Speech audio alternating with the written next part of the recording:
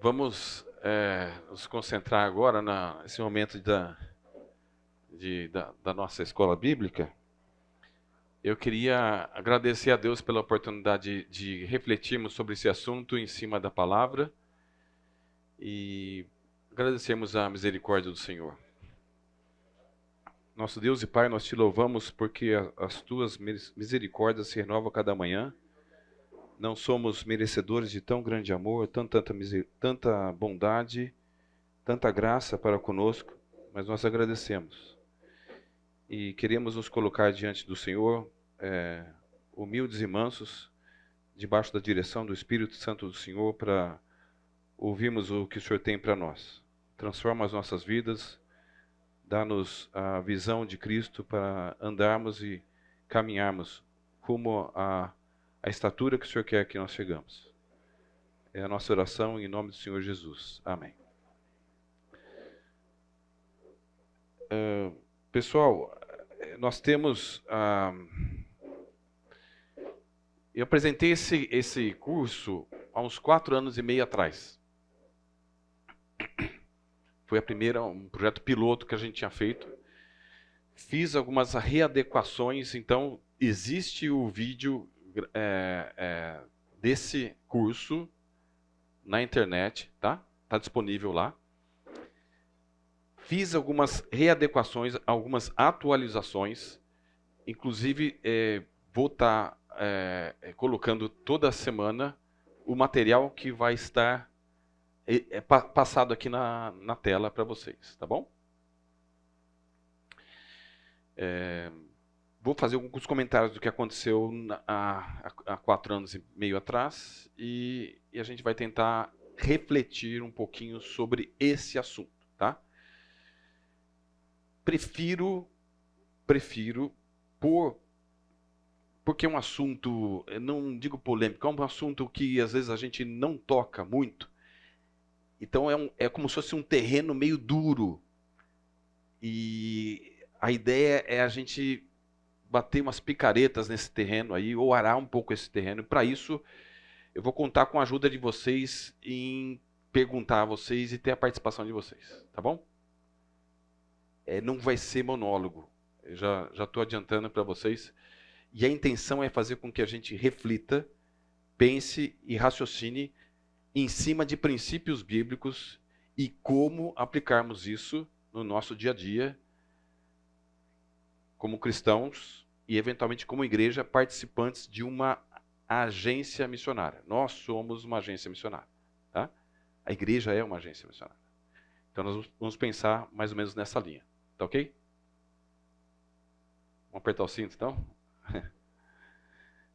Contextualização. Desafio na evangelização. Tá jóia. Gostaria de ouvir um pouquinho qual a motivação de vocês. Quem quiser também é obrigado a falar, mas se quiser participar, qual a motivação de estar nessa sala de aula, debaixo desse tema, com esse assunto? Qual a sua motivação? Peraí. Posso só fazer um negocinho aqui? Eu vou escrever. Pode ser? Deixa eu pular um pouquinho aqui.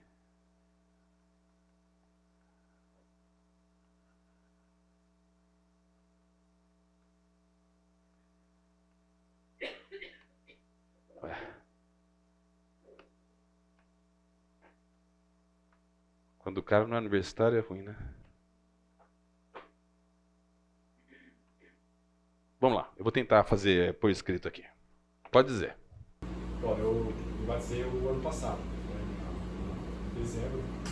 Então, acabei de ler a Bíblia pela primeira vez, nunca tinha lido, sou recém-convertido. Desculpa, seu nome? Rodolfo. Rodolfo. Então, quero saber o que tem na tua visão, quero saber, assim, quando eu leio a Bíblia, saber o que eu estou lendo para ter o entendimento correto dela. Quero estudar para saber exatamente a mensagem e usar ela da maneira correta. Então, me chamou a atenção a contextualização do Evangelho. Primeiro que os Evangelhos, ali está a palavra de Jesus, né? De Deus.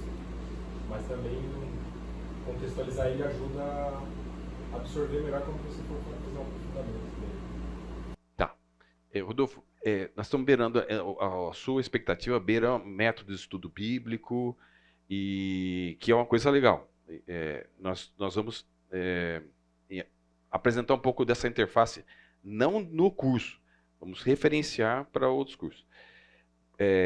Mas a sua ideia é entender melhor a palavra, né?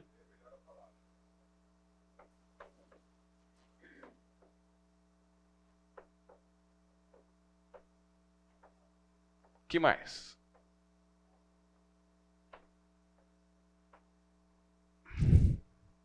Eu tenho um vizinho que ele participa, se não me engano, acho que é candomblé, alguma coisa assim. Sim. E eu tento conversar algumas coisas sobre Deus, mas assim, que ele é resistente, ele tem uma barreira ali, ele acha que ele está suficiente, já não precisa de nenhuma ajuda espiritual. Como que eu consigo chegar nessa pessoa, né, sem parecer arrogante?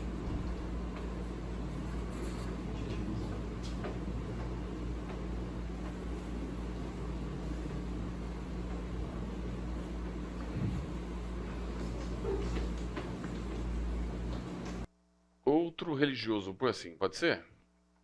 Ele tem outra religião. Religioso. Especialmente com uma barreira muito grande. Não é verdade? Entre o candomblé e o cristianismo existe, não é uma barreirinha. É quase um Monte Everest para se ultrapassar, né? É pensar. Alguém mais? Motivação?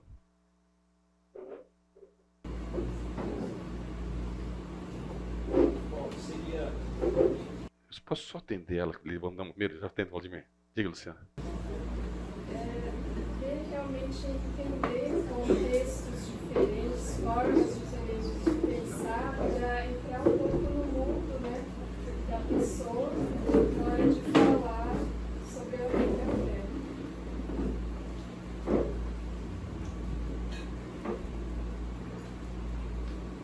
Por mundos, mas aí entra pensamentos, tá?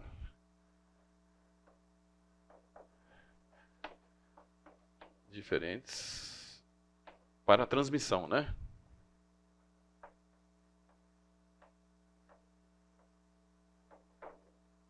Vladimir, por favor. Desculpa. Estou pensando aqui, é como elaborar meu pensamento. Na verdade, seria algo em torno do seguinte: como seria não contextualizar? O que seria essa contextualização sem perder a essência? Seria uma coisa assim, não é baixar o nível, né? Mas não sei como que a gente consegue contextualizar sem perder a essência. Eu pôr assim, tá? Porque isso é um termo. Depois a gente vai abordar bem rapidamente. Vou referenciar os textos, alguns textos que vão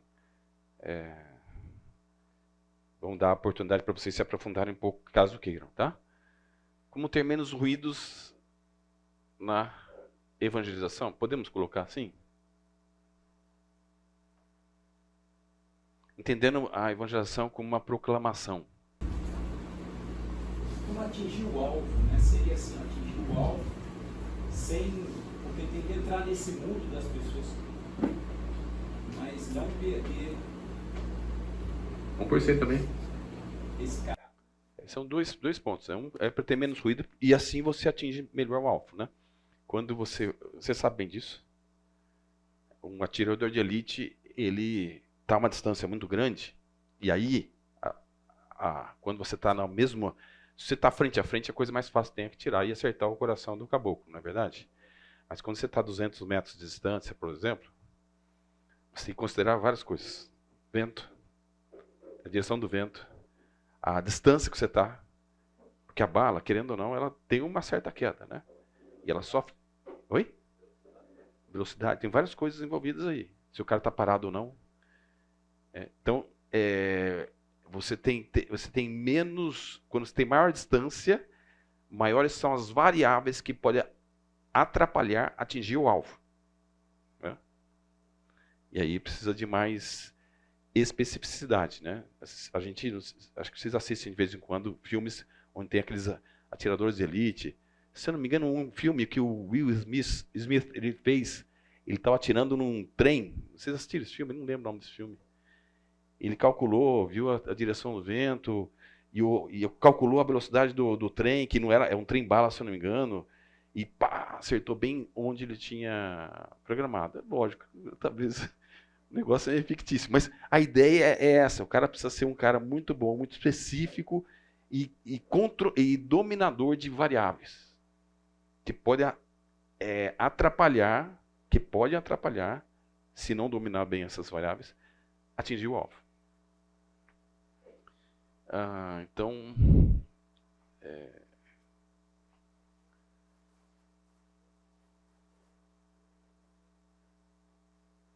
como melhor atingir o alvo?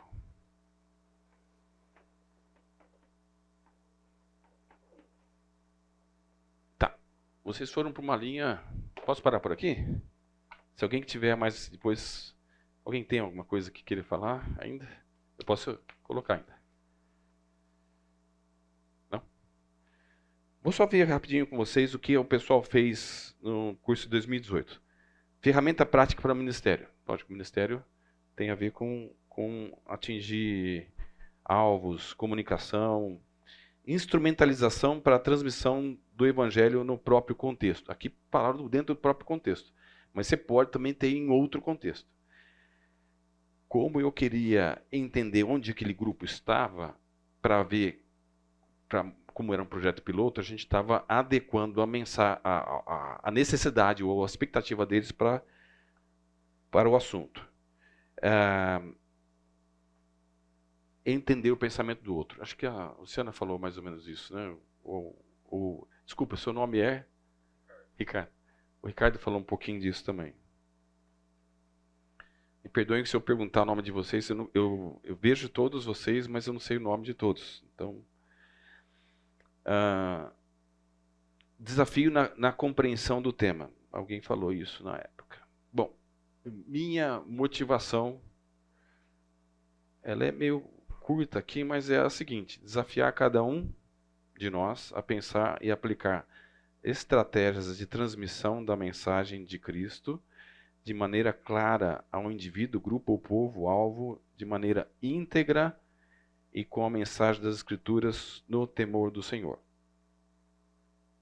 Vou repetir aqui, tem alguns elementos, isso aqui vai estar guardado, tá? E tem alguns elementos que batem com o que nós falamos aqui. Então, nós estamos com expectativas semelhantes, tá? Desafiar a cada um a pensar, nós temos que ver. A gente não pode andar simplesmente dentro de protocolos, tá? Protocolo funciona. A maior parte das vezes, protocolo das áreas que a gente trabalha funcionam, eles vão bem. Só que tem horas que o protocolo ele não funciona. E aí? O que você vai fazer quando o protocolo não funciona? Você precisa ter o recurso do seu pensamento, do seu raciocínio e do seu cérebro, que estão embasados, estão apoiados nos princípios da palavra de Deus, para como vencer o desafio que você tem. Inclusive o desafio da evangelização, o desafio do discipulado, da proclamação do evangelho.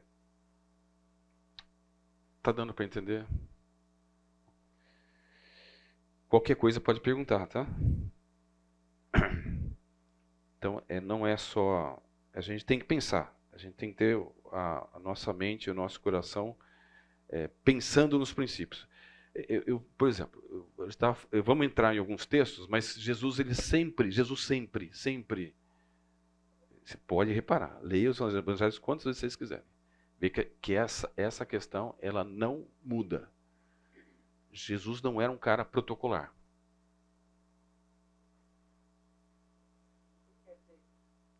Ele não andava em cima de regras religiosas. Ele procurava quebrar, especialmente quando as regras não tinham fundamento num amor a Deus sobre todas as coisas, amor ao próximo e misericórdia pureza, e aí vai. Ele quebrava aquela casca de exterioridade que muitas vezes o ser humano quer se apoiar em cima da casca, ao invés de ter o coração transformado e quebrado. Deus quer um coração quebrantado e contrito. Ele não quer uma casca externa. Ele não quer que você faça por fazer, mas porque a oração está voltada ao Senhor. Sim. Faça com o coração dedicado a Ele. Então, para isso, a gente precisa ter os princípios e o coração bem fundamentado nos valores que Jesus ensinou.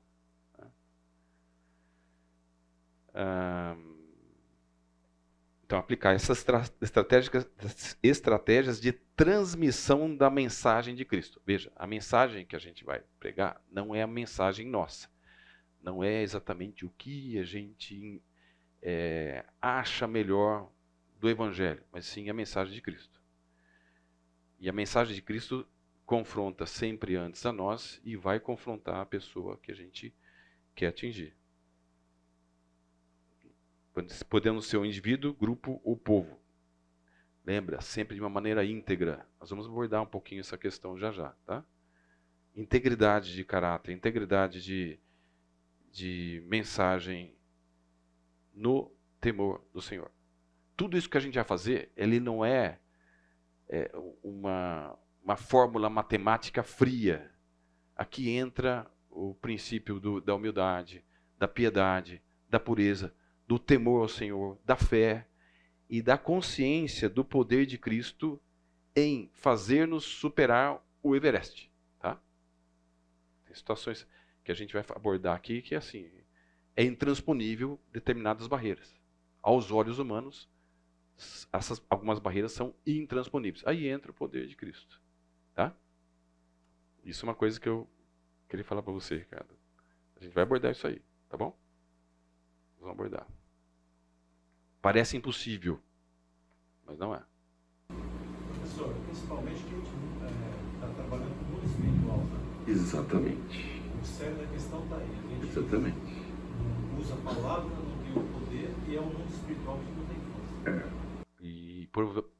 E muitas das vezes é um mundo espiritual que a gente desconhece totalmente. Até pelo nível de conhecimento cristão.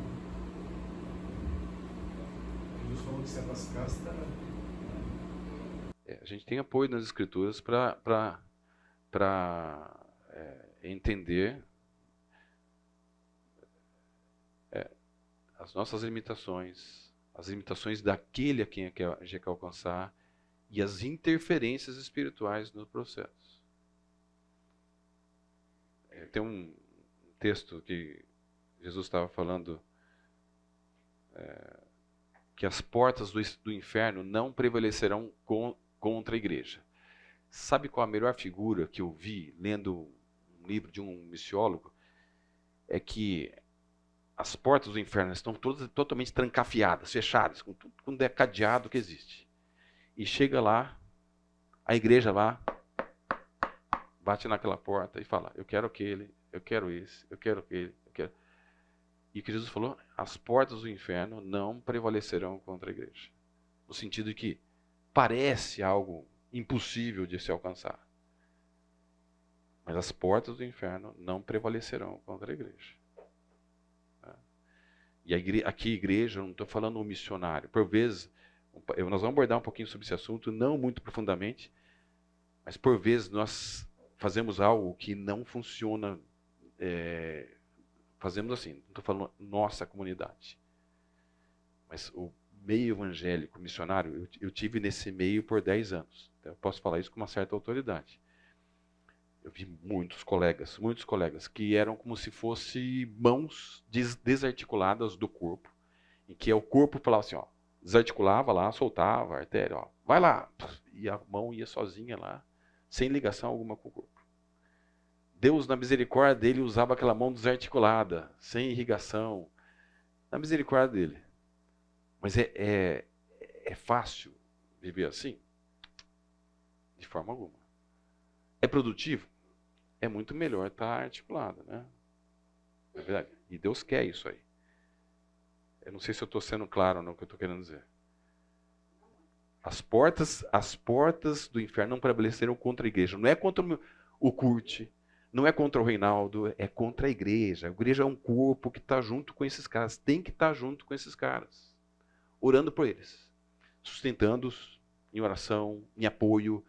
A igreja tem que ter essa consciência, porque isso é bíblico. Toda vez que a gente desarticula, manda o cara só assim, toda a minha contribuição aqui, Renato, tá aí, passa um pix, sei lá, qualquer coisa lá para a igreja, e não quer mais saber dele, não ora por ele. Não é essa a teologia bíblica. Quando Paulo e Barnabé foram enviados, houve todo um ensejo de apoio, de oração, de intercessão. E Paulo, o que ele fez quando voltou? Passava relatórios para a igreja. Ou seja, a ligação, se fosse para ser desarticulado, ele eu estou fazendo minha parte, estou bem com Deus, vou fazer esse negócio aqui, não interessa a igreja. O que ele foi fazer? Prestar relatórios e dar retorno do que estava acontecendo. Tá? Não sei se está claro. Melhorou um pouquinho? Bom, vamos lá.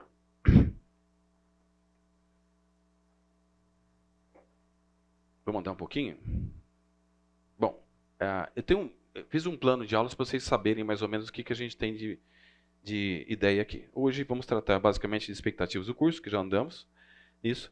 Vamos abordar daqui a pouco personagens da contextualização do Evangelho e vou falar um pouquinho sobre a bibliografia.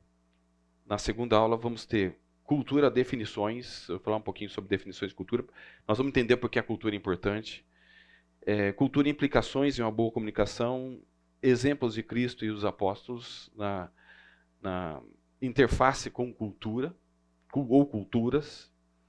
Contextualização do Evangelho, princípios e valores bíblicos de aplicação. E a quarta aula, contextualização do Evangelho, princípios e valores bíblicos de aplicação 2. Tá bom? Vamos lá. Alguém poderia ler esse texto para a gente? Mateus 28, 18 a 20.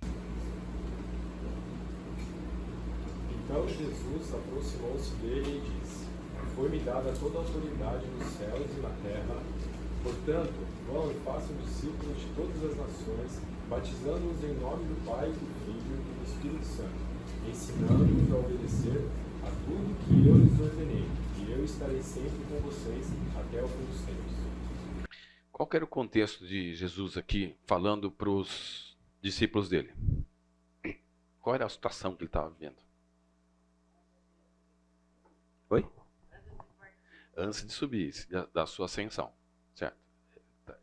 Eram como se fossem palavras finais de despedida e a gente sempre fala as coisas, recomendações importantes quando a gente, para não esquecer, não esquece disso. Não esquece disso. O que não deve esquecer? E aqui entra Ricardo, Rodolfo, a Luciana colocou, Vladimir também. Toda a autoridade me foi dada nos céus e na terra. Então não tem céu, nem terra, não tem ninguém que não esteja debaixo da autoridade de Cristo. Tem algum chefe? Não. Existe um chefe direto que está dominando, ou oprimindo, ou fazendo bem, ou fazendo mal, mas está fazendo. Mas esse cara está debaixo, querendo ou não, debaixo de uma autoridade maior que é Cristo. Ele manda. Ou seja, eu sou chefe aqui. Deus me deu autoridade. Toda minha autoridade me foi dada nos céus e na terra. Em função disso, como eu já tinha falado para vocês, tinha falado bem antes, sobre como eles deviam fazer, tanto é que em Lucas 10, Mateus 10, ele mandou os 70 lá, enviou os discípulos para fazer um test drive lá da proclamação das boas-vindas, da chegada do reino. Né? Ele deu algumas orientações. Talvez a gente vai abordar esse texto ainda na segunda aula. Portanto, vão e façam discípulos de todas as nações. Vamos lá. Fazer discípulos. Aquilo que eu fiz com vocês, vocês vão ter que fazer com outras pessoas, certo? Certo. Há necessidade da gente treinar, comunicar, preparar e etc. Então, para tanto, os discípulos precisam ser bem capacitados, habilitados, preparados para manter a integridade da mensagem, certo? Agora tem um problema. De todas as nações. Os discípulos na época não estavam entendendo bem isso, não. Porque nós vamos abordar um outro assunto na segunda aula também, que chama-se etnocentrismo. O judeu achava que ele é o centro, aquele negócio de ser o queridinho do papai, entre aspas. Tinha um pouco disso, não digo que todos tinham, mas o povo judeu, de uma forma geral, sou o queridinho do papai. As outras nações estão um pouquinho aquém de nós. Eles entenderam bem quando Deus falou, vocês vão ser reino de sacerdotes. O sacerdote devia ser alguém misericordioso, que ia interceder por aqueles aqueles que precisavam da misericórdia do Senhor, né? Precisavam do perdão. Eles não tinham entendido isso bem. Fazer discípulos de todas as nações, batizando-os em nome do Pai, do Filho e do Espírito Santo, e ensinando-os a obedecer a tudo que eu lhes ordenei. Ou seja, tem toda uma mensagem aí para ser ensinada, proclamada e trabalhada. Por exemplo, você sabe quanto tempo que Paulo gastou em Éfeso, se não me engano, a segunda viagem missionária dele? A ponto que está descrito em Atos que toda a Ásia não é a Ásia toda nossa, é uma região um pouquinho menor, não é essa Ásia de hoje, tinha ouvido o Evangelho. Ele gastou 2 anos, todos os dias lá, na escola de Tirando, pregando o Evangelho. Pregando o Evangelho. Ó. Envolve trabalho. Né? Envolve trabalho, envolve dedicação, envolve comprometimento. E lembra, se toda a autoridade foi dada para ele, e ele ainda fala que eu estarei sempre com vocês até o final dos tempos, em que precisamos ter medo? Precisamos ter medo? Não, né? Ele está conosco. Agora, a gente pode ou não viver com ele, usufruindo da companhia dele para desfrutar do poder, ou não. Não sei se estou sendo claro. Inclusive na proclamação do Evangelho. Estou sendo claro? Alguma colocação? Posso avançar um pouquinho aqui? E aí tem esse outro texto. Também dentro de uma situação de que Jesus estava em ascensão. Certo? Atos 1:8. Mas receberão poder quando o Espírito Santo descer sobre vocês e serão minhas testemunhas em Jerusalém, em toda a Judéia e Samaria e até os confins da terra. Novamente fala sobre o poder, a capacitação que aborda o mundo espiritual, que confronta também o mundo espiritual. Lembra? As portas do inferno não prevalecerão contra a igreja. Ou seja, nós não temos que ficar na defensiva. Na verdade, nós deveríamos jogar no ataque. Como igreja. Não na defensiva. Nós estamos na ofensiva. Deveríamos estar na ofensiva. Até os confins da terra. Aí entra outra vez a questão da expansão, de não ficar só no mundo judaico. Até aqui tudo bem? Vamos pensar agora em... Nós vamos voltar nesses 2 textos mais vezes, tá? Estamos só começando a ruminar eles, né? Vamos trabalhar um pouco mais com eles daqui a pouco e nas outras aulas também. Quais são os personagens na contextualização do Evangelho? Os personagens, não personagens, digo personagens que podem ser subjetivos. Tá? Pode ser objetivos, como pode ser subjetivos. Contextualização do Evangelho. Aqui a gente já vê que tem um personagem que já está fácil de enxergar. Deus. Deus, Cristo, o diabo. A submissão. Pecador, nós. Pecador. Tem pecador. Tem pecador dos dois lados. Estou dando uma dica para vocês. A igreja. Diabo também, os anjos. Os caídos, os pecadores. Os caídos, né? Os anjos caídos, não caídos. Mas o que mais? Tem um negócio aqui que a gente não... Tá na frase aqui. Contextualização do Evangelho. Eu acho também Mundo da época. Quando ele foi anunciado, né, previamente, eu acho isso importante também. João Batista vindo anunciar a vinda do Senhor, eu acho isso. Isso, tem a ver com o anúncio. O Evangelho. Concorda comigo? O Evangelho não é um personagem aqui? Eu estou falando de subjetivo. Ele é um personagem do processo da contextualização do próprio Evangelho. A mensagem, as escrituras, eles são personagens, não são? Eles não têm que entrar na questão? Mas é mais importante. É mais importante. É um personagem importante. Personagem importante. Diga, Alexandre. Eu acho assim que você falou da autoridade do Senhor, mas é integridade, integralidade. Então isso aí, por isso eu acho que é importante falar do anúncio, porque mostra que o Senhor, ele é o tudo. E quando a gente vai falar do Evangelho, o problema é o seguinte, é que existe a forma do mundo, entendeu? Você é influenciado pela cultura, às vezes cultura antiga, cultura atual, né? E só que tem a forma que o Senhor mostrou, ele mostrou até a forma. Então eu acho que isso também a gente deve seguir. Sim, aí, Alexandre, é isso que a gente vai tentar abordar.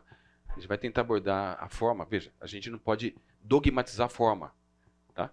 Porque os contextos mudam, as situações mudam, mas a gente não pode perder o princípio de como transmitir. Nós vamos ver isso bastante na terceira e na quarta aulas.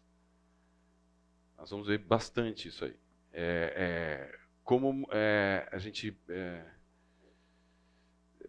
transmitir a partir do princípio. A gente tem um princípio e ele muda os contextos. Né? Os contextos mudam e como é que a gente vai manter o princípio? Não só a mensagem íntegra. Veja, existe a mensagem íntegra e existe a forma de transmissão.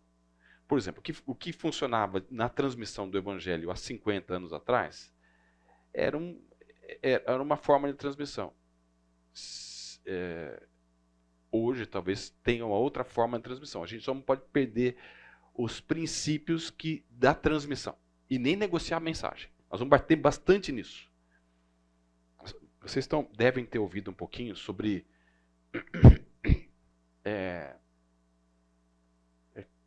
não é adequar a mensagem. Eu não lembro como é que foi o termo que foi usado. Atualizar a Bíblia. Obrigado. Atualizar a Bíblia. Nós vamos abordar um pouco isso aqui na terceira e na quarta aula. Quarta aula. É você tornar palatável e, de uma certa forma, é o que o diabo quer. Concorda? O que aconteceu no Jardim do Éden?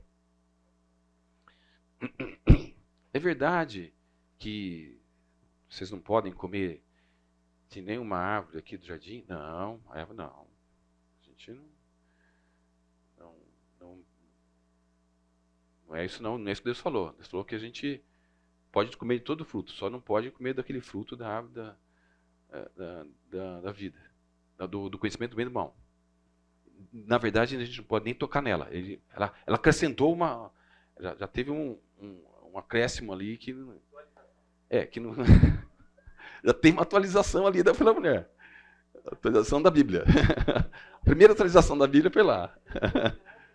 Satanás pegou a deixa, é agora que eu vou fazer. É agora que eu vou entrar aqui.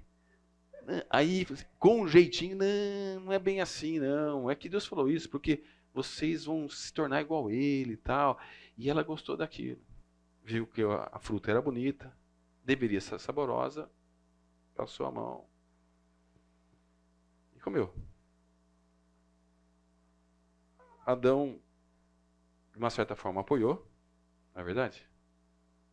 E aí desvirtuou a mensagem. Ou seja, Satanás gosta de fazer Deus de mentiroso. Deus tem uma mensagem e a mensagem é clara. Ele gosta de acrescentar coisas ou dizer que não é bem assim. Não é bem assim. O contexto está requerendo que a gente mude a mensagem. A mensagem é inegociável. Não dá para negociar a mensagem. Então, um personagem é o Evangelho, as boas novas do Evangelho, a mensagem de Cristo, as Escrituras, pode ter vários nomes para isso. Um segundo elemento é o processo da comunicação. E vou ter alguns subitens aqui, tá bom? Primeiro deles, a mensagem, dentro da comunicação existe a mensagem, certo? Que a gente tinha falado anteriormente. Existe o emissor, ou seja, quem prega, quem ensina, quem transmite. Vamos lá. Aqui no caso seria quem? Nós. Os testemunhas de Cristo, né? A igreja, e nos diversos contextos que ela vive. Tá bom? Esse emissor, quem é esse emissor? Ele é um cara, foi falado aqui, ele é um cara inteiramente puro, íntegro. A perfeição, o Cristo, na verdade, é um pecador. Todos nós somos pecadores, dependentes da graça e da misericórdia do Senhor a todo segundo. Aí entra os riscos do processo da comunicação, certo? A Eva não era pecadora?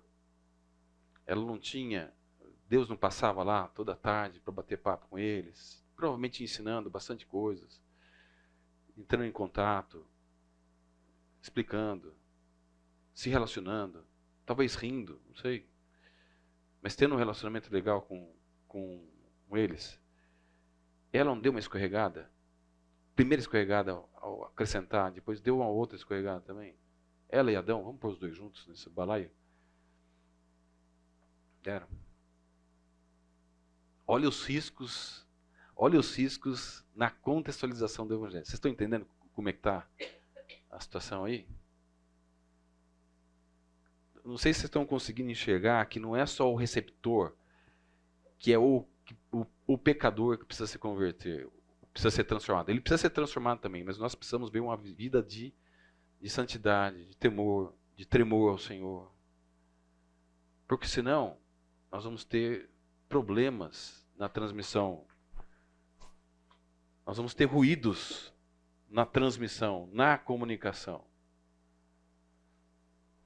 Quando eu morava na aldeia, por vezes, o rádio ficava ruim. Meio do mato. O Vladimir deve entender bem disso. Você não via nada. Por favor, não estou conseguindo copiar. Repita, câmbio. E aí...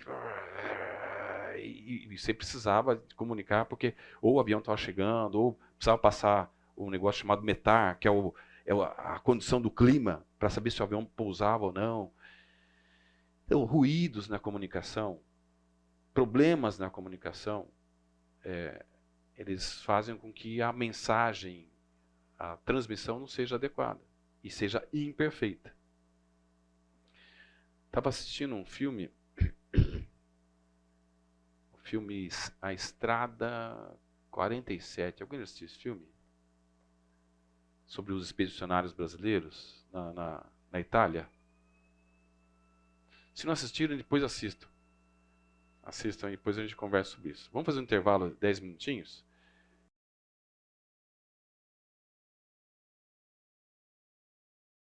Pessoal, eu estava falando sobre o filme Estrada 47. Eu acho que eu assisti no Space essa semana. E é interessante porque é uma experiência de um grupo de engenharia dos expedicionários. Os expedicionários, se não me engano, foram 25 mil e poucos expedicionários que foram lá para a Itália. E morreram vários, né? Vários soldados morreram. Aliás, eu conheci um expedicionário que era faxineiro, triste. Eu estava no primário ainda, no começo da década de 70, e o seu Mário, ele era faxineiro lá da escola. Expedicionário, puxa, passou um perrengue lá, de repente morre ou vai terminar a vida dele como um faxineiro da escola. Nada contra o ser faxineiro, mas eu acredito que ele mereceria um pouquinho mais pelo esforço que ele fez em nome da pátria, né? Não é uma crítica não, viu, Vladimir? Nada disso. Está cuidado aqui, porque eu tenho... mas... Foi expedicionário? Terminou a guerra, eles vieram para de volta. Por que eles ficaram pobres? Porque o governo nunca avisou para eles que eles tinham direito de um soldo. Quem ficou lá na Itália e sofreu lá e tudo mais, eles tinham direito de um pagamento daquela como é que fala? Se você era sargento, tenente, do exército brasileiro pro resto da sua vida. Depois de anos, nós fomos resgatar isso do meu pai. Mas assim, enquanto você não perde, você não recebe os atrasados. A partir que você perde, demorou mais de 10 anos. Mas quando você demorou... Esse homem podia ter recebido, né? Poderia. Mas a história dos expedicionários é muito interessante. Quem não conhece, procura conhecer um pouquinho mais, porque por vezes a gente acha que a gente é banana. E o Alex, a gente brasileiro, é muito bonachão, tudo. Tem várias histórias, entre elas assim, os alemães eram, veja, meu avô era alemão. Eu não estou querendo cuspir em mim mesmo, mas assim, os alemães, eles expoliavam os italianos e os outros povos lá. Eles roubavam comida, etc. Os brasileiros chegaram lá, uma das histórias que contam, e esse filme mostra isso. Isso não é fictício, não. Isso tem várias descrições, né, na história da Força Expedicionária Brasileira. Eles ajudavam. Eles davam o pouco alimento que eles tinham, eles davam lá. Então, mas enfim. Não vou dar spoiler, mas vou contar um aspecto do filme. Lógico, o brasileiro não fala, eles não falavam muitos idiomas. Tinha um cara que falava italiano e inglês. Na verdade, ele não era nem soldado, ele era um jornalista que estava lá, entrou no meio do grupo, meio de gaiato, de paraquedas, e ficou. E pegaram um alemão. E o alemão, o jornalista não sabia falar alemão, mas o alemão sabia um pouco de italiano. Então eles acabavam se comunicando, era prisioneiro, o alemão virou prisioneiro daquele grupo, que tinha uma missão, que não vou descrever qual a missão, para deixar vocês curiosos. Nem vou falar se atingiram ou não aquela missão, para deixar vocês curiosos e assistirem o filme. Mas o que eu estou querendo destacar é que havia dificuldade na comunicação. Eles não sabiam um idioma do outro. E, na verdade, um precisava do outro lá naquele instante, para que a missão fosse cumprida. Não vou dizer se a missão foi cumprida ou não, para ver se estimula vocês. Enfim, um pouco do que a gente tinha falado. Tem um autor, eu vou citar ele daqui a pouco, o professor David Hasselgrave. Ele tem uma coleção que não está esgotada, mas uma coleção fantástica sobre comunicação transcultural do Evangelho. E ele aborda essa questão da comunicação do Evangelho, o receptor, emissor, ruídos, etc. Né? Vou citar, se alguém achar e tiver interesse em se aprofundar, pode procurar, tá? mais personagens. Aí entra um outro personagem também que eu queria falar. É um personagem aparentemente oculto, mas ele está no processo da contextualização do Evangelho. Eu coloco aqui como cultura barra idioma.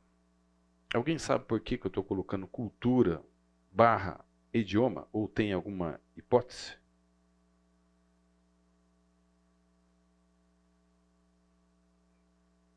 Pode chutar. Não... Cultura é o costume, né? Também. O idioma é a língua, né? O seu Newton, de uma certa forma, está abordando uma coisa que a gente vai ver na segunda aula, mas eu vou dar uma prévia aqui, uma palhinha, tá? Opa!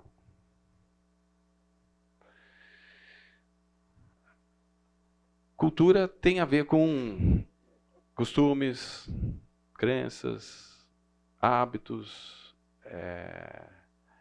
visão de mundo, tradições, religião, de um grupo determinado. Tá? Na verdade, dentro da cultura, ela deveria estar dentro dessa cultura também o idioma. Só que, por vezes, você tem um idioma falado por culturas diferentes. Tá? Por exemplo, espanhol. Você tem uma cultura argentina, não tem? Que é diferente de uma cultura, por exemplo, peruana. Eles não falam o mesmo idioma? Ou mexicano. Espanhol. Ah, mas é o dialeto da Espanha. Pode ser o espanhol com dialeto. Tem o espanhol com dialeto do México. O espanhol com dialeto do argentino, que é quase um espanhol com um italiano, né? Mas é uma mesma língua. Tá ok? É que cultura e língua, elas andam muito juntas. Muito juntas. Elas estão meio que imbricadas uma com a outra. Então ela entra como um personagem, que vamos dizer assim, meio oculto, onde pode ter dificuldades de comunicação do Evangelho. Por exemplo, se eu chegasse entre os Yanomamis lá, eu querendo transmitir o Evangelho de Cristo para eles, e não procurasse aprender o idioma deles, e nem a cultura, eu conseguiria transmitir alguma coisa? Eles não sabem falar o português. Vamos por situação que eles não sabem. Um ou outro está começando a aprender, tem contato com garimpeiro, essas coisas, querem usufruir de coisas do nosso mundo, mas eles não sabem. Como que eu vou transmitir o Evangelho de Cristo para eles? Não tem como, né? Veja, eu estou falando aqui de uma situação com uma barreira enorme. Mas vamos usar um pouquinho do exemplo do Ricardo, que ele citou aqui, talvez mais perto da gente, que tem uma barreira, não tem? Vocês têm uma cosmovisão sobre o mundo, cosmovisão cristã. E o seu vizinho tem uma cosmovisão não cristã. E ele é um alvo do amor e da graça e da misericórdia do Senhor Jesus, não é? E nós recebemos, como corpo de Cristo, nós recebemos a incumbência de transmitir o Evangelho para ele também. Não é verdade? Como que eu faço isso, sabendo que ele tem outra cosmovisão? E a cosmovisão, que é a visão do mundo, está dentro de um balaio da cultura, que nós vamos estudar, vamos meditar um pouquinho na aula que vem. Já estou dando uma palhinha aqui. Então, como que nós vamos fazer isso aí? Não sei se vocês estão entendendo que eu estou apresentando o pano de fundo da base, um pouco da problemática, para depois a gente ver as aplicações nas aulas seguintes. Estão entendendo? Certo? Então vamos lá. Então, como eu tinha citado do filme A Estrada 47, a cultura e o idioma podem funcionar como possíveis ruídos para uma boa comunicação do Evangelho. Tá bom? Vamos lá. Outro personagem. Então, vamos lembrar aqui. O primeiro personagem que entra aí é o Evangelho, a Mensagem das Escrituras, O outro, uma forma geral, é a comunicação que tem subpersonagens, né? A mensagem que já está anteriormente, mas ela entra no esquema. O emissor transmite uma mensagem para o receptor. Lembrando que tanto o emissor quanto o receptor são pecadores. São passíveis de falha. Não é como Cristo, que emite uma mensagem diretamente do Pai sem imperfeição. Tá? Entra a cultura, que pode trazer cultura e idiomas que podem trazer ruídos nesse processo. Como é que a gente faz para não ter ruídos nesse processo? Já estou dando uma palhinha também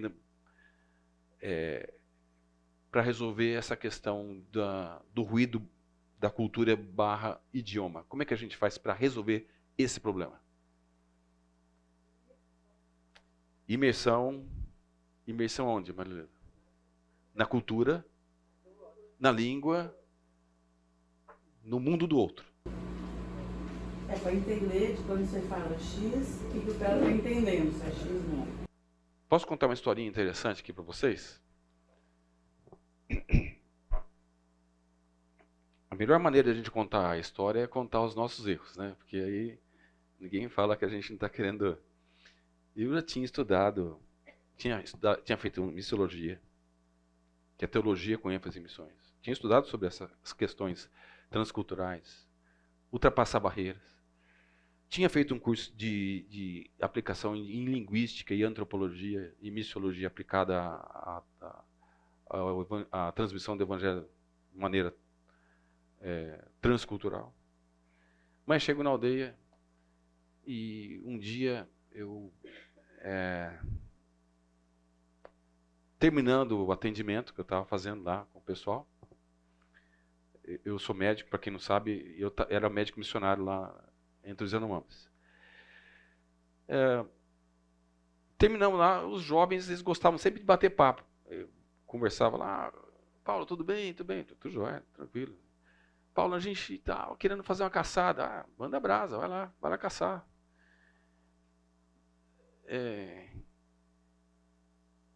Arruiriham, Jarbatbatabkuri. Eles falaram o seguinte: na sua terra tem animal grande? A gente está falando de caçada, certo? A gente está falando de caçada. E aí eles fizeram essa pergunta: qual que é a intenção desse camarada? Fazer essa pergunta para mim. Você sabe caçar. Sim. Ele é que talvez faltou um elemento aqui que eu não falei para vocês. Eles adoram carne. Eles gostam de carne. Então eles queriam, ao fazer a caçada, talvez pensar assim: aqui a gente sabe quais os animais que nós temos. Na sua terra tem bicho grande? Aí eu cheguei e falei assim: não, cara, teve no passado, tinha onça, no idioma deles, né? Tinha onça, tinha anta, tinha capivara, agora, rapaz, quase não tem mais nada.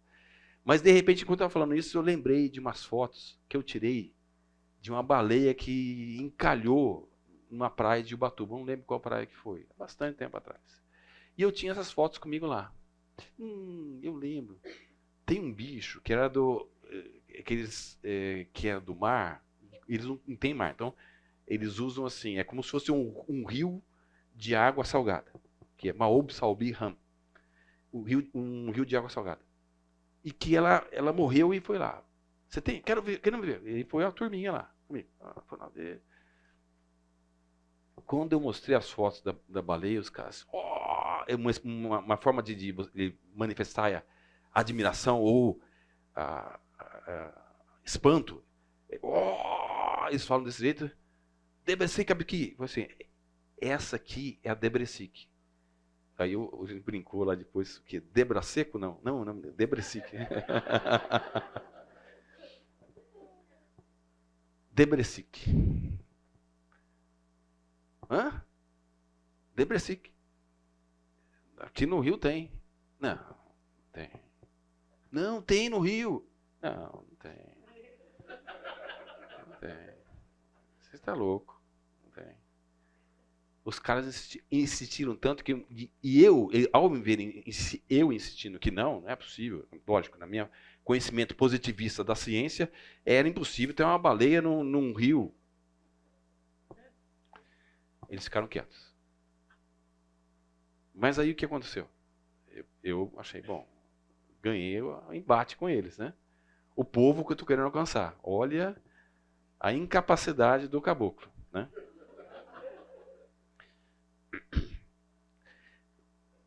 Só que a aldeia inteira começou quase a fazer fila. Quase que eu comecei a dar senha para eles lá.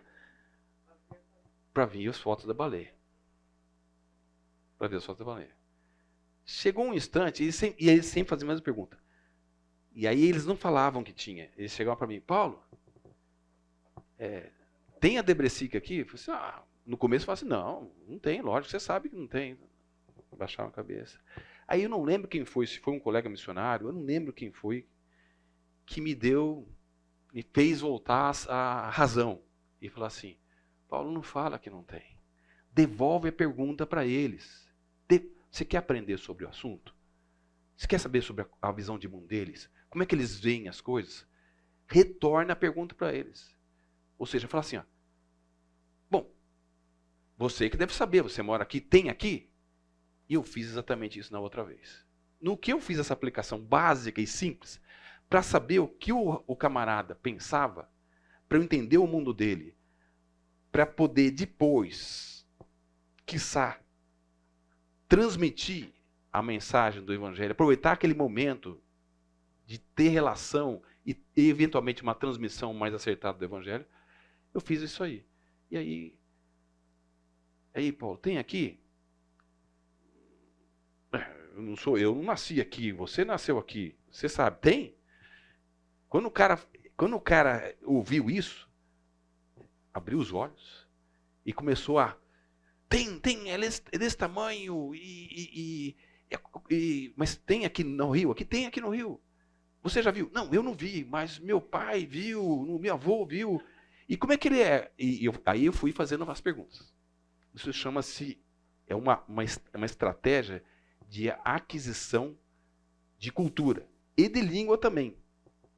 Eu tinha aprendido tudo isso. Tudo.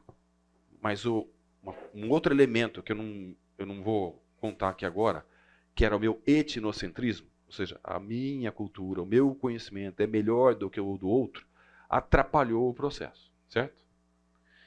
Mas depois que fiz as devidas correções do leme lá, voltamos ao rumo, eu nunca aprendi tanto sobre partes, porque eu estava no começo da língua, eu comunicava básico, e dava para entender básico.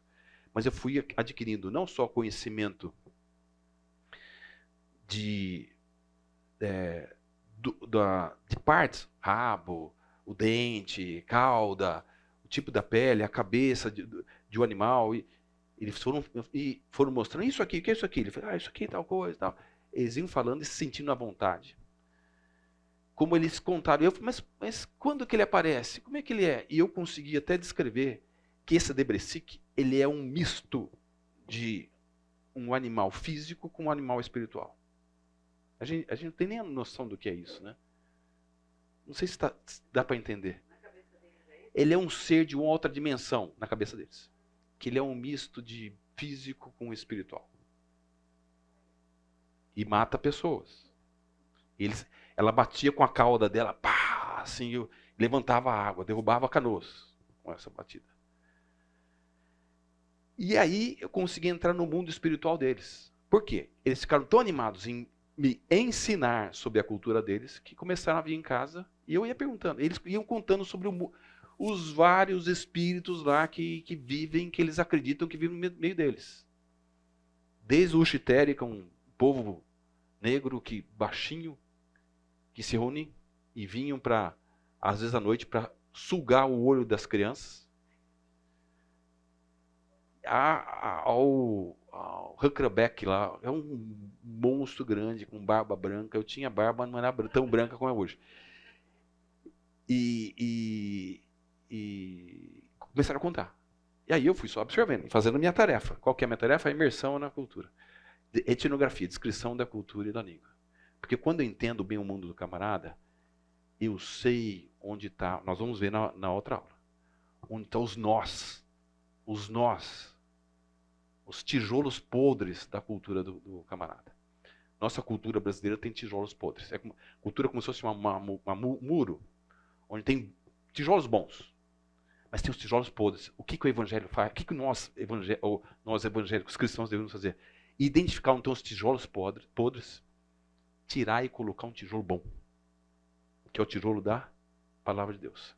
Dentro de toda a cultura, existem aspectos positivos aos olhos de Deus. Por exemplo, eu estava falando sobre a questão lá dos soldados brasileiros, expedicionários que dividiram um pouco o alimento que tinham lá. Eles viram o sofrimento dos outros e fizeram uma atitude boa.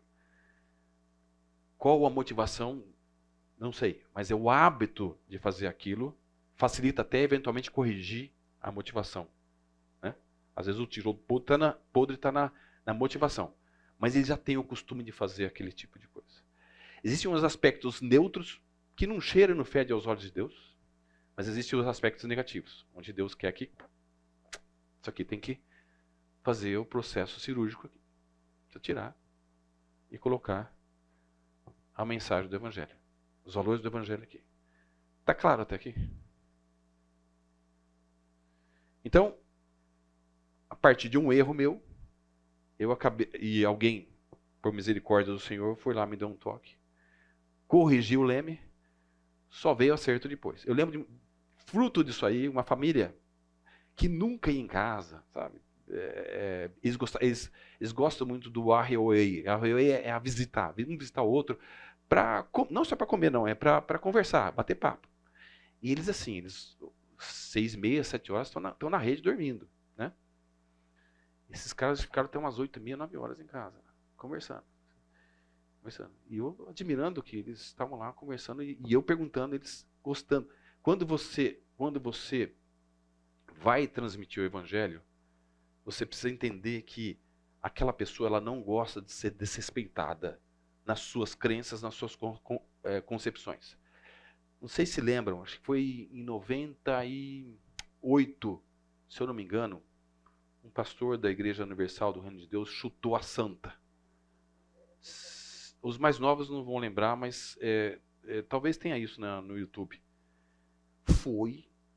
Eu lembro, foi uma perseguição a todos os evangélicos, por parte dos católicos. Foi uma situação ruim. Para que eu tenho que chutar, desrespeitar a crença do camarada? Eventualmente você pode até, numa aproximação de amizade, entender o que Maria foi. E muitos católicos não sabem as virtudes de Maria. Muitos não sabem. Não sabem sobre a história de Maria direito. Eventualmente a gente podia aproveitar alguns que idolatram, outros eventualmente veneram Maria, mostrar, olha, sobre a Maria tinha isso. Você sabia? Não sabia. Você pode fazer esse teste. Pouquíssimos católicos sabem sobre a vida de Maria e as virtudes que são elogiadas dela. Né? É uma forma de aproximar, inclusive de interagir com essa pessoa. Ao invés de chutar santa, por que não fazer isso, né? Aí a gente minimiza os ruídos, a gente diminui os obstáculos, fica menos rude, com menos atrito, mais fluida a comunicação, a transmissão para a pessoa do Evangelho, tá bom? Nós vamos falar na terceira e na quarta aulas sobre a contextualização, processo em que torna a comunicação mais efetiva, inteligível, passível de tomada de posição em relação à mensagem. Nós vamos abordar esse assunto, vou dar uma palhinha já. Nós somos responsáveis por transmitir a mensagem, tá? De uma maneira que seja clara, que seja inteligível, que ele possa raciocinar, avaliar a sua conduta e tomar uma decisão. Sim ou não? Paulo, posso compartilhar uma história que exemplifica o que você falou agora? No meu trabalho, eu conheci um indígena, o Jairo, ele é Maru, Maru. lá da região da Sim. Cabeça do Cachorro. Entendi. E o Jairo tem uns 50 anos. E ele contou para mim a história da primeira vez que um missionário chegou na aldeia dele. Ele tinha por volta de 10 anos, um pouco menos. Nessa época, tinha uma senhora na aldeia que era a aldeana mais velha ali. Ela já tinha 100 anos. E quando esse missionário chegou, entre as outras pessoas que ele conversou, ele foi conversar com essa senhora. E até falou da longevidade dela, né, como uma expectativa de vida mais baixa entre os outros naquela aldeia, como ela viveu tanto. E ela dizia assim, não, mas eu não consigo morrer. Eu não consigo morrer porque nem Deus me quer no céu e nem o diabo me quer no inferno. Então eu não consigo morrer. E o missionário, curioso, óbvio, né? Falou, mas como assim? Por quê? Porque é o seguinte, por 2 vezes, eu matei um filho meu. Porque ela teve 2 gravidezes de gêmeos. E na cultura dela, os gêmeos são um erro, né? Figurinha repetida, não Sim. serve para o seu alvo, joga fora. E ela fez isso, né? Ela escolhia um dos gêmeos Isso. e matava. Isso com muitos indígenas, viu? E ela, mesmo imersa nessa cultura que dizia que isso era correto, por alguma razão que nem ela sabia explicar, ela sabia que estava errado. Então, por isso, ela dizia que ela não conseguia morrer. E aí o missionário teve, obviamente, a oportunidade de falar, né, sobre isso, sobre o perdão. Ou seja, durante anos, ela carregou esse peso, né, de ter assassinado os filhos, porque estava imersa nessa cultura que dizia que isso era correto. Aí o missionário conversou, ela aceitou a Cristo, ela experimentou o perdão do Senhor. Uma semana depois ela morreu, né? Mas assim, o Jairo contou que hoje, na aldeia onde ele vivia, não se faz mais isso. A partir daquele momento, isso foi questionado e foi trabalhado, ou seja, esse costume, esse tipo de Tijolinho podre.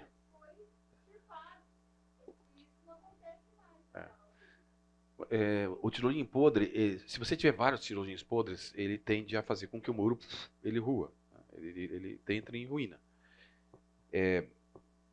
Por isso que o evangelho, na verdade, ele fortalece uma cultura. Ele fortalece a cultura. Deus, na minha forma de ver da Bíblia, aquilo que eu tenho estudado, Deus se admira com a variabilidade das culturas. Ele só quer tirar aquilo que não presta dentro das culturas. Na aldeia que eu morava também tinha o mesmo problema. As mulheres faziam infanticídio. Era aprovado na cultura, porém, aquilo não caía legal no coração da mulher. Nunca caiu. Todas as vezes, porque eu acompanhava, vi de perto. Outra questão era o adultério, que era, em algumas situações, permitido, porém, aquilo não casava no coração deles. Mas, socialmente, culturalmente, era permitido. Mas não caía bem. Porque, de uma certa forma, Romanos explica isso. Nós temos uma certa impressão digital de Deus em nós. Aquilo não cai legal. Não cai legal. Obrigado. Então, para tornar efetiva a comunicação com grupos, com povos diferentes, ou às vezes com a pessoa, a gente precisa saber em que ponto essa pessoa está. No caso dessa senhora, essa indígena de 100 anos, Deus acabou usando ela, estendendo, dando longevidade para ela, para que aquele assunto fosse, de fato, tratado, e que mudou a cultura. Foi pregado o evangelho. Então, por vezes, a gente vai tratar com situações individuais, como o Ricardo colocou. Às vezes com situações do grupo, onde a gente está, e às vezes a situação com o povo. Só que a gente tem que entender em que ponto cada uma dessas pessoas, ou desses grupos, ou desses povos estão. Para isso a gente tem que entender o que essa pessoa tem de concepção sobre Deus, sobre o mundo, sobre a realidade da vida e etc. Ah, mas isso dá muito trabalho, Paulo. Olha, nós somos chamados para fazer isso. Né? Nós somos chamados para fazer isso. E dá trabalho, mas é o que a gente foi chamado para fazer. E às vezes, Paulo, você faz um trabalho, como o senhor tinha feito, mas é uma base futura, né? Também. Você trabalha com várias formas, né? Não vem, um planta, outro rega. Sim. Então, é muito atrás do resultado, é um problema. E nós vamos ver sobre essa questão do resultado. O prego não acontece nada, mas você está trabalhando ali na lavoura de Deus. Veja, quanto tempo, né? É. E eu sei que entre os marubos, eles não estão há pouco tempo lá, os missionários. Estão um certo tempo. Mas nunca ninguém conseguiu tirar isso dessa senhora. Mas tirou, foi uma forma que Deus usou. E aí entra a soberania de Deus nesse processo todo. No tempo dele, o kairós deles. Né? Tempo dele de fazer as coisas. Contextualização, então, é um processo que torna a comunicação efetiva, inteligível, passível de tomar decisão a partir da pessoa ou eventualmente do grupo. Tem um filme que chama Ital, da Missão Novas Tribos trabalha bastante com isso. Um grupo lá da Oceania, onde eles foram contando o evangelho, contando, na verdade, desde a revelação, o começo, que eles estão, Missão Novas Tribos, ou a New Tribes Mission, eles tratam de estudo bíblico cronológico. Eles vão contando desde o começo para chegar em Cristo. Eles vão contando desde o início da revelação, chegando em Cristo, quem é o Messias. Porque a gente conta para as pessoas, Jesus Cristo morreu. A gente tem ideia de que Jesus que morreu na cruz, tal, ele é um cara legal, mas não conta toda a história da revelação. Que já no Jardim do Éden, já se havia pronunciado o Cristo, o Messias, que veio numa crescente de revelação no Antigo Testamento, para culminar no ápice dos tempos, onde ele se manifesta aqui entre nós, trazendo uma mensagem bem clara. Né? Esse grupo lá da Oceania, eles praticamente todos se converteram. Eles tinham uma concepção mais de grupo, né? Quando foi revelado a eles quem era esse Jesus, o Messias, eles começaram a saltar e pular. Então houve uma conversão geral, uma tomada de decisão em grupo, inclusive. E eles se tornaram missionários entre os outros grupos lá da Oceania. Né?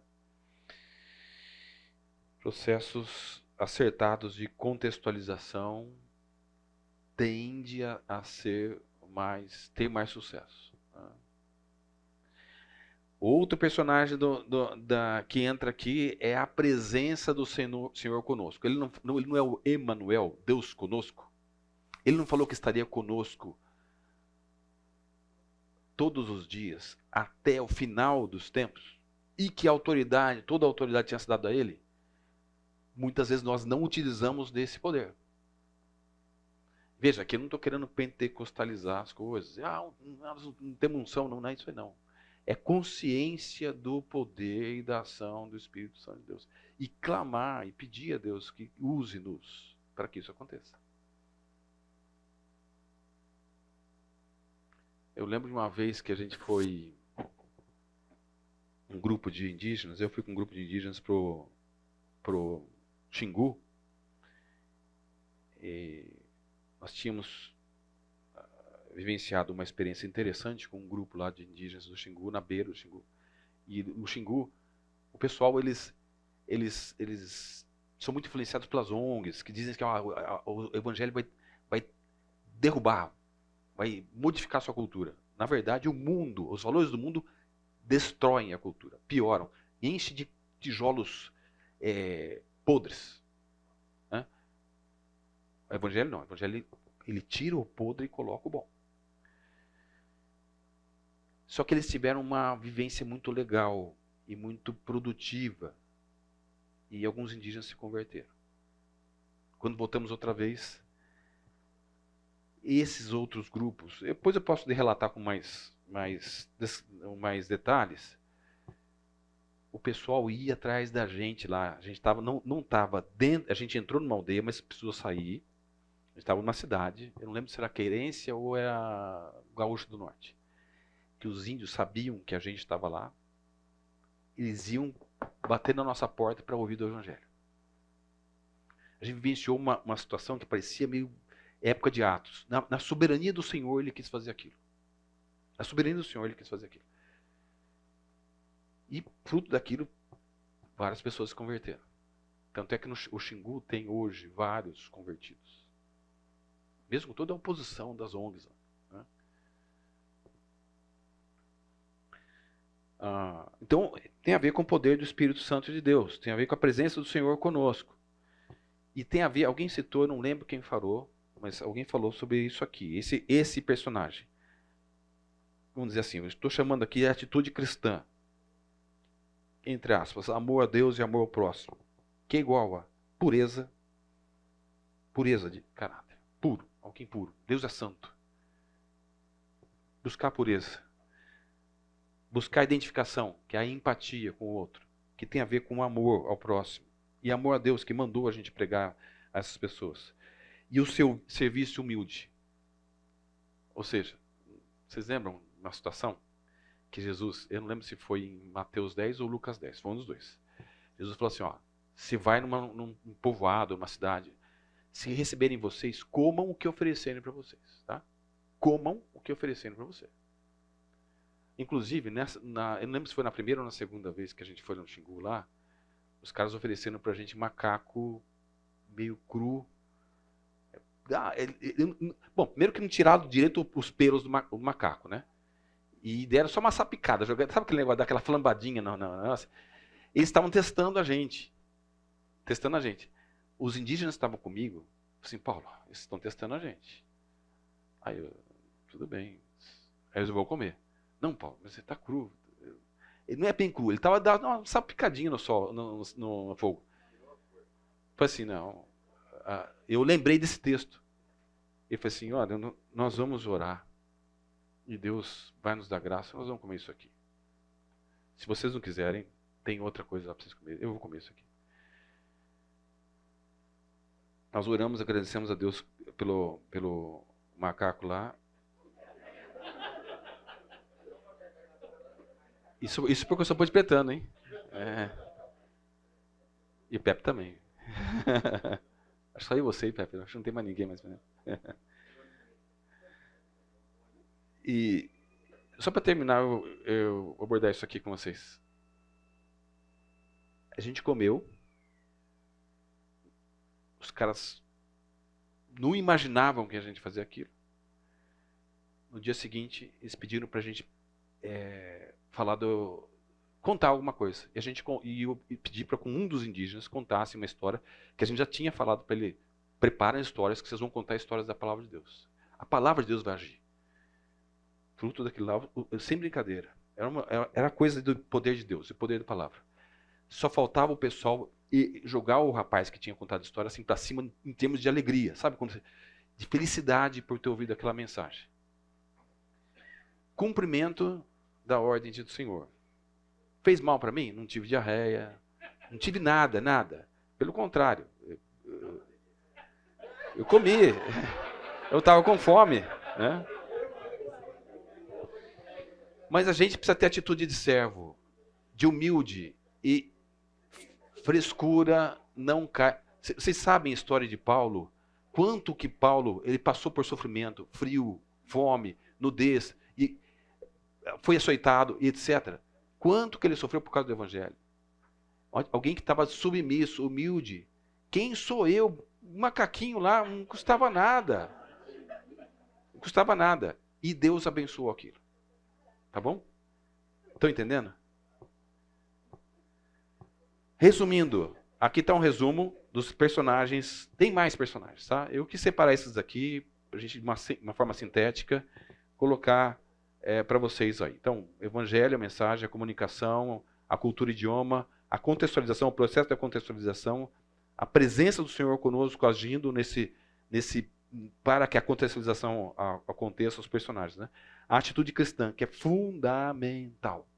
Sem identificação, sem a gente sofrer com o que o outro está sofrendo, é impossível. Jesus, quando saiu, Mateus 9, finalzinho do capítulo 9, Jesus andava por os povoados e curava e ensinava. E ele viu, a seara é grande, os trabalhadores são poucos. rogai, pois, o Senhor da Seara, que envie o trabalhador para a sua seara. Ele teve compaixão, está dito lá, ele teve compaixão, porque eram como ovelhas perdidas sem pastor. Sem compaixão não tem negócio. Deixa eu pular aqui para a bibliografia.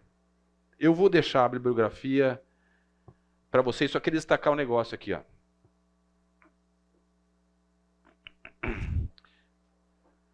Esse livro aqui, ó,